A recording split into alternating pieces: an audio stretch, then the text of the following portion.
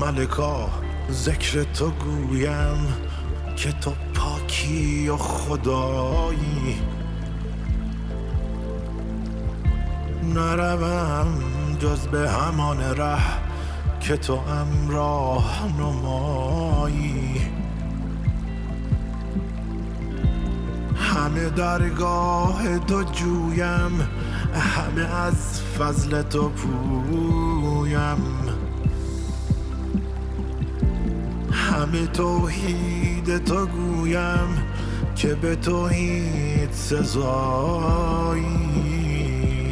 همه عزی و جلالی، همه علمی و یقینی، همه نوری و سروری، همه جودی و جزایی. همه غیبی تو بدانی، همه عیبی